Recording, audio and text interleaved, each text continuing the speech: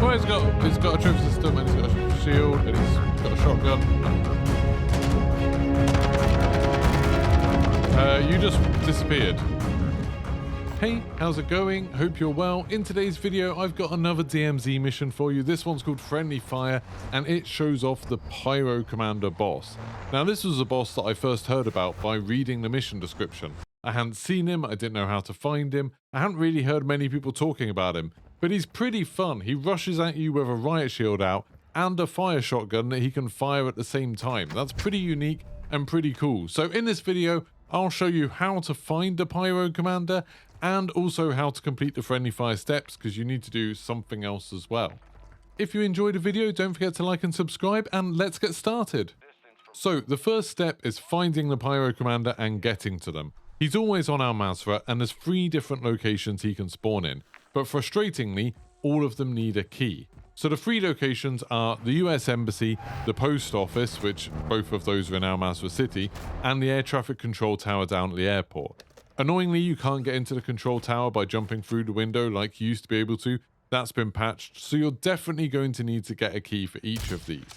Because all of these are denied areas, you can get these keys from buy stations, so what we were doing at first was just kind of driving around all of the locations, looking to see which one had the Pyro Commander in, because when you get near to it, the icon for it will kind of have a skull with a flame over the top of it, unless he has the weapon case, in which case the weapon case will be on one of those locations. Like if you see the weapon case at the air traffic control tower, that means the Pyro Commander is there, so you can know that you just need that key. Then what you can do is just drive around, go to all the buy stations and look for a key to that location.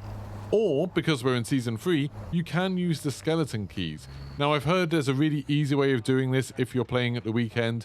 You can go into Building 21, and there, using the buy station, you can swap encrypted hard drives for them. And encrypted hard drives are all over the place at Building 21. So grab a bunch of those, then you can trade it for skeleton keys, then come back into Al Mazrah. Then it doesn't matter where the Pyro Commander is, you'll just be able to open up the building once you find him. But anyway, both times we found a Pyro Commander and we fought him, it's been in the post office. So if you go into the post office, you'll know there's kind of loads of different rooms and there's 2 towers within it. You can clear out loads of enemies, but be careful if you're on a friendly fire mission, because some of the enemies will have kind of an orange headscarf on. Those are the Pyro's bodyguards. Those are the Pyro guards, I think the mission calls them. And you need to kill 3 of those with fire. So we just use Molotovs, but the Pyro Commander does leave loads of barrels with fuel around, so you could try and get them to stand in the fire and then shoot the barrel, but that seems a bit awkward. I think Molotovs are a much easier way of dealing with them. But then both times we found him, the Pyro Commander's been somewhere up near the top in one of the towers. So if you take this elevator up, you can find him just down the corridor. He always has a trophy system near him, which is super frustrating because he's a shield enemy, so Semtex is usually a good way to deal with them. But you can just shoot the trophy system and then take him out. If there's 2 of you, it's pretty easy, because one of them can hold aggro and the other person can shoot him in the back, or you just need to be kind of a bit careful and shoot him in the hand to kill him. Like I said at the beginning, he does have a Dragon's Breath shotgun, so he's using one of those shotguns that, you know, dominated the meta for a little while, the broadside with those Dragon's Breath rounds. It will set you on fire. It doesn't actually feel like it does that much damage, but he can seem pretty intimidating when he's chasing you down with a shield and that shotgun firing out.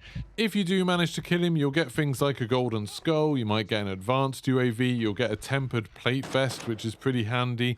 There might be other loot that you can get. You might be able to get different types of vests sometimes, I'm not really sure. But that's the loot that we were getting when we did it anyway.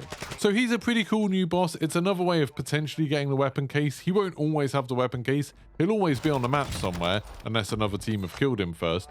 But sometimes he's like one of the options for the weapon case now. It can be on the Juggernaut, or it can be on the Pyro Commander, or it can be in the train safe. So this is kind of a nice way to add a little bit of variation for people who are still trying to get the weapon case.